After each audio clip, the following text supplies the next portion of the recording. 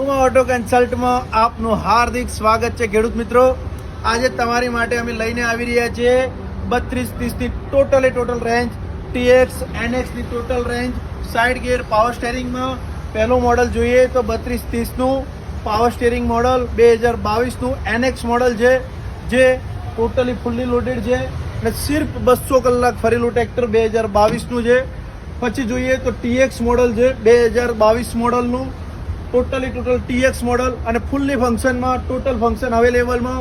ત્રીજું tractor NX model 32-30 2017 model, બીજું ત્રીજું ચોથું ટ્રેક્ટર છે 32-30 2021 મોડલ ફૂલ્લી લોડેડ TX મોડલમાં।